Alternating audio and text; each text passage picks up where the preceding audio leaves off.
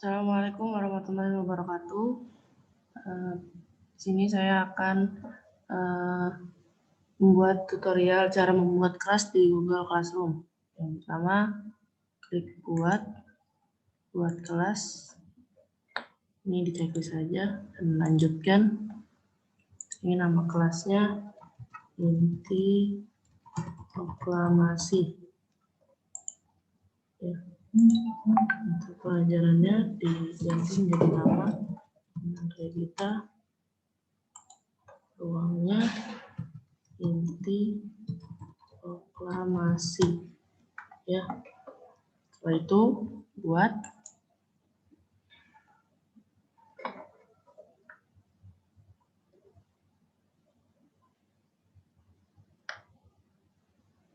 Setelah dibuat, kita langsung ke tugas kelas.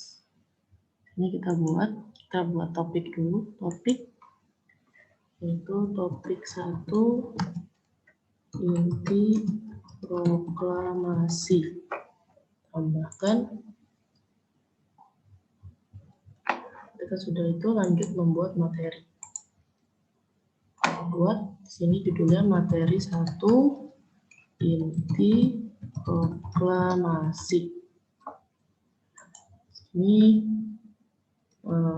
deskripsi opsionalnya yaitu tonton video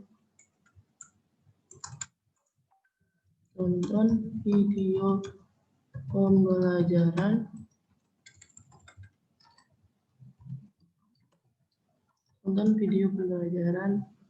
berikut ini. Setelah itu tambahkan. Setelah itu kita tambahkan YouTube.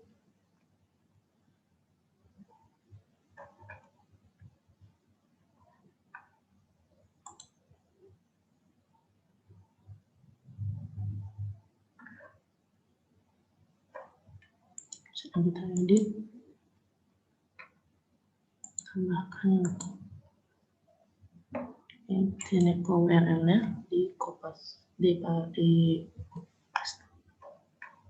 Nah, setelah sudah ini ditambahkan.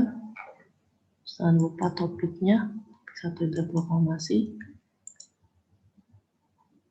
proklamasi semua siswa dan posting. Setelah sudah membuat materi inti 1 inti proklamasi, sekarang kita buat tugas kuis, yaitu tugas 1 inti proklamasi. Yang kedua, kita kerjakan soal esai dengan benar. Setelah itu tambahkan file, upload, cari tugas 1, buka.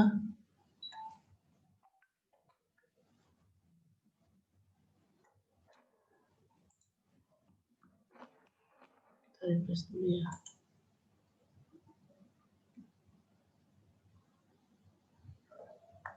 Kita edit lagi. Sudah masuk tugas 1. Ini topiknya topik 1. Atas waktunya sampai besok jam 12 ya. Terus tugaskan. Setelah itu jangan lupa materi ini dipindahkan ke atas, jadi berurutan. Selanjutnya kita buat jadwal. Pertanyaan itu jadwal tatap maya ya, akan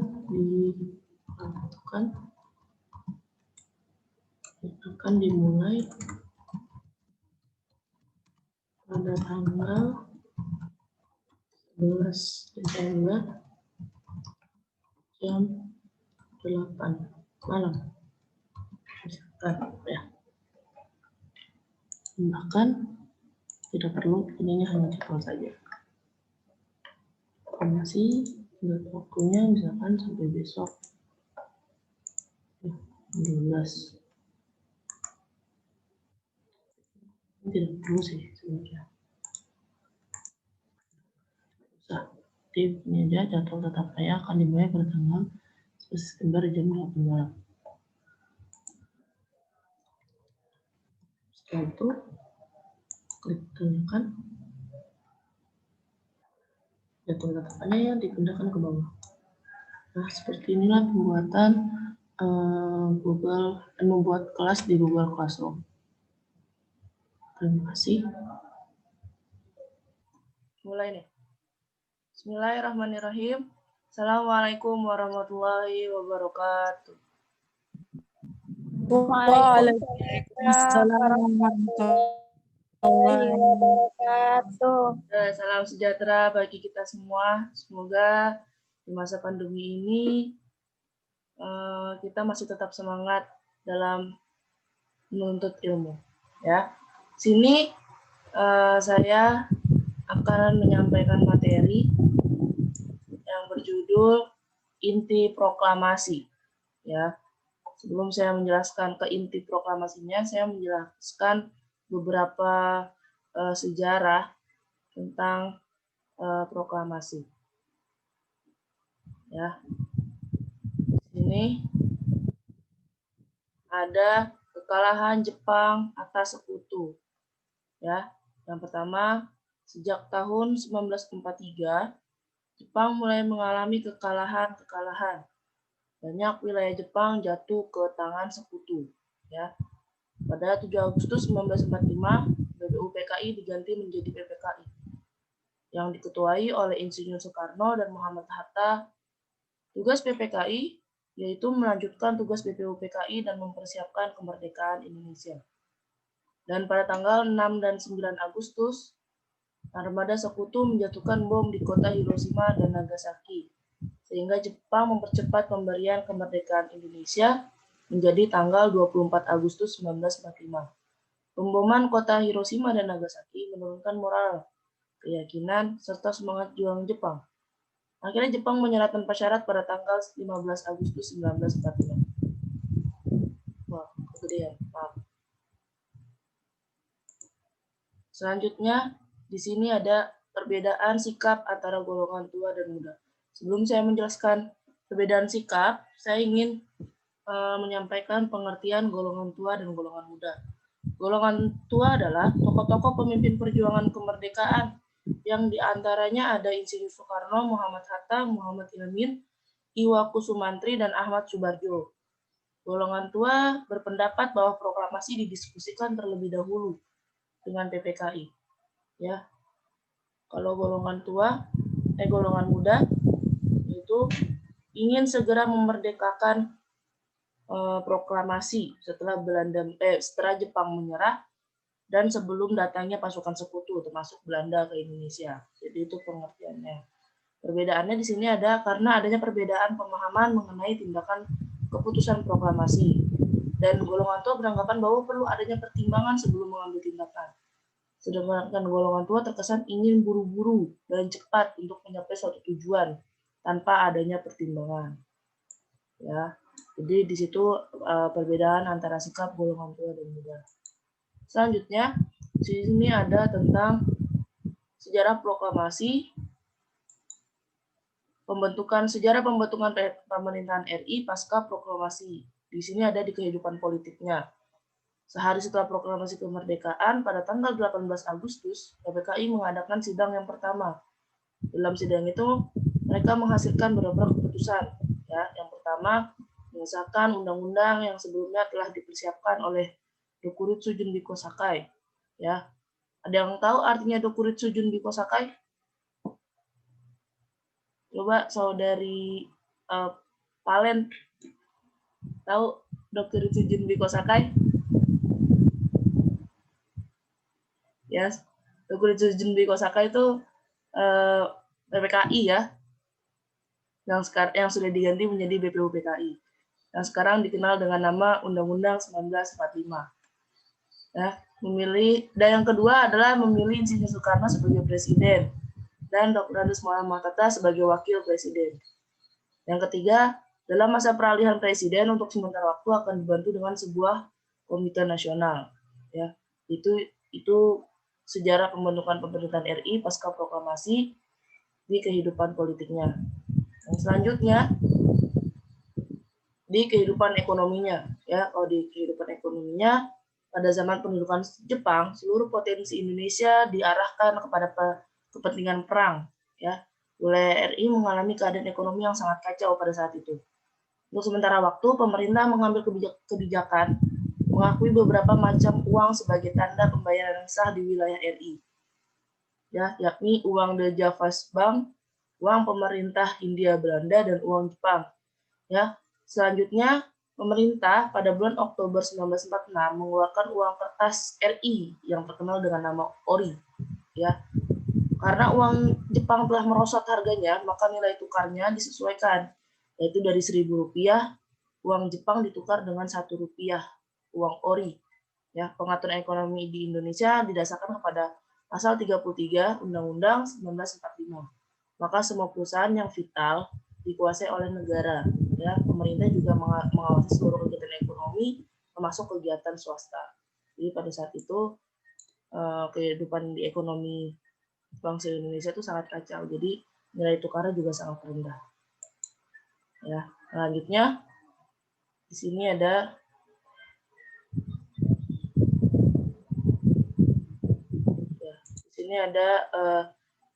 sejarah pembentukan pemerintahan RI pasca proklamasi kehidupan sosial budaya. Kemerdekaan Indonesia telah mengangkat orang Indonesia menjadi warga negara kelas 1. Tapi Republik Indonesia tidak membedakan ras, warna kulit, keturunan, keyakinan agama, dan kesukuan.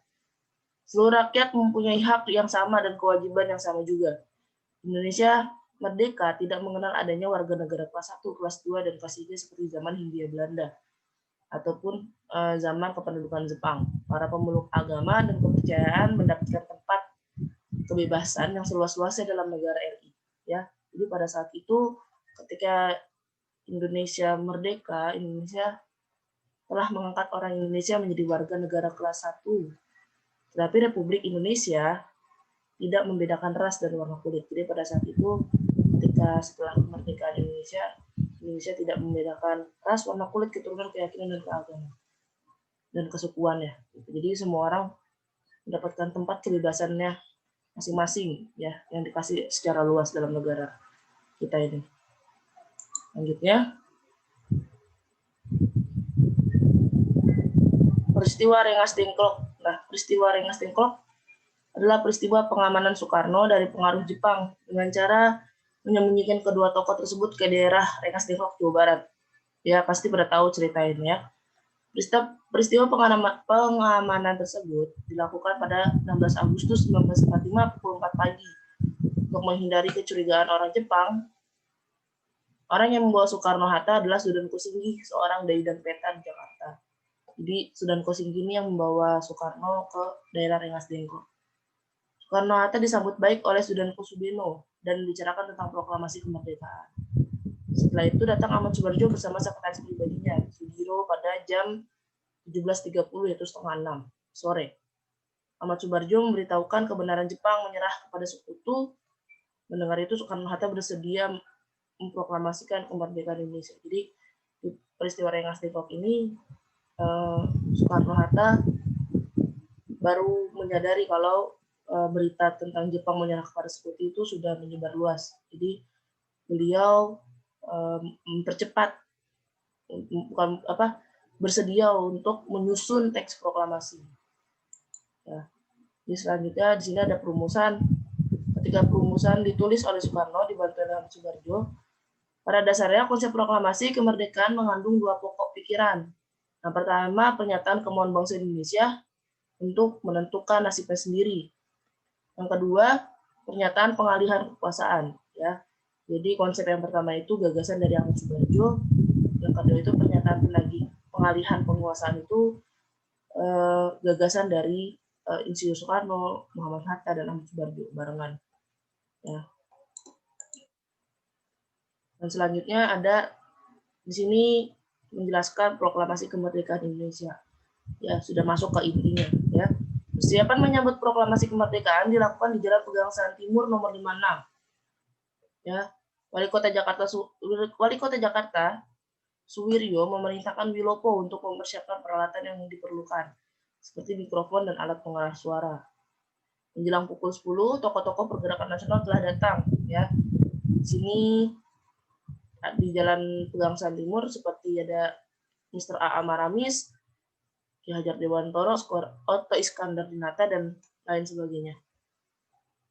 Di sini di pukul 10 pagi, ketika pada tanggal 17 Agustus yang bertepatan dengan bulan Ramadan, Soekarno didampingi Muhammad Hatta membicarakan proklamasi kemerdekaan Indonesia. Ya, jam 10 pagi didatangi banyak orang. Ya, dan ini teks proklamasinya pasti udah hafal semua ya, udah bisa semua. Ya, jadi saya tidak perlu membacakan. Dan sini ada penyebaran proklamasi kemerdekaan Indonesia. Penyebarannya pada saat itu melalui surat kabar. Ya, dulu ketika zaman Jepang ada namanya surat kabar harian Suara Asia.